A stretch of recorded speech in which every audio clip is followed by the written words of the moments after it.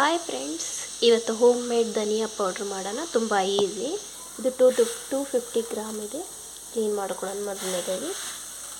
ನೋಡಿ, 250 ಗ್ರಾಮ್ ಇದೆ. ಇವಾಗ ಚೆನ್ನಾಗಿ ಕ್ಲೀನ್ ಮಾಡಿಕೊಂಡು, ಇಲ್ಲಿ ನೋಡಿ ನಾನು ಕ್ಲೀನ್ ಮಾಡ್ಕೊಂಡಿದ್ದೀನಿ. ಇವಾಗ ಕಡೆಯನ್ನೆಲ್ಲ ಹಾಕಿ ಹುರ್ಕೊಳ್ಳೋಣ ಚೆನ್ನಾಗಿ. ನೋಡಿ, ಕಡೆಯನ್ನೆಲ್ಲ ಹಾಕಿದ್ದೀನಿ, ಹುರ್ಕೊಳ್ಳೋಣ ಚೆನ್ನಾಗಿ. ಬ್ರೌನ್ ಥರ ಆಗಬೇಕು ಇವಾಗ. ಇಲ್ಲಿ ನೋಡಿ, ನಾವು ಹುರ್ಕೊಳ್ತಾ ಇದ್ದೀನಿ, ಕಲರ್ ಚೇಂಜ್ ಆಗ್ತಾ ಇದೆ. ಧನಿಯಾ ಪೌಡ್ರು ಹುರ್ಕೊಲಿಕ್ಕತ್ತಿದ್ದೀನಿ. ಹಾಗೆ 2 ಬೆಳ್ಳುಳ್ಳಿ ತೊಗೊಂಡಿದ್ದೀನಿ. ಧನಿಯಾ ಪೌಡ್ರನ್ನ ಬೆಳ್ಳುಳ್ಳಿ ಹಾಕ್ತೀನಿ, ಇದು ಸುಲ್ಕೋತೀನಿ. ಧನಿಯಾ ಪೌಡ್ರ್ ಆ್ಯಡ್ ಮಾಡಬೇಕಂದ್ರೆ ನಾನು ಬೆಳ್ಳುಳ್ಳಿ ಹಾಕ್ತಾಯಿದ್ದೀನಿ.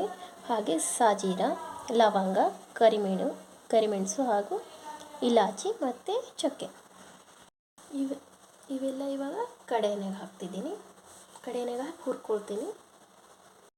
ಇವಾಗ ನೋಡಿ, ಚೆನ್ನಾಗಿ ಹುರ್ಕೊಳ್ತೀನಿ. ಇಲ್ಲಿ ನೋಡಿ ಆಗಿದೆ. ಇವಾಗ ತಣ್ಣಗೆ ಮಾಡೋಣ. ಮಿಕ್ಸಿ ಮಾಡ್ಕೊಳ್ತೀನಿ ಸ್ವಲ್ಪ ತಣ್ಣಗಾದ್ಮೇಲೆ. ಇವಾಗ ನೋಡಿ, ಜಾರಿಗೆ ಹಾಕ್ಕೊಂಡಿದ್ದೀನಿ, ತಣ್ಣಗಾಗಿದೆ. ಇವಾಗ ಮಿಕ್ಸಿ ಮಾಡ್ಕೊಳ್ಳೋಣ. ಇಲ್ಲಿ ನೋಡಿ ಸಣ್ಣ ಆಗಿದೆ. ಇಲ್ಲಿ ನೋಡಿ ಆಗಿದೆ. ಇವಾಗ ಸ್ವಲ್ಪ ಜಲ್ಡಿ ಹಿಡಿಯೋಣ. ನೋಡಿ, ನಾನು ಜಲ್ಡಿ ಹಿಡಿತಾ ಇದ್ದೀನಿ, ತುಂಬ ಸಣ್ಣಾಗಿ ಬರುತ್ತೆ.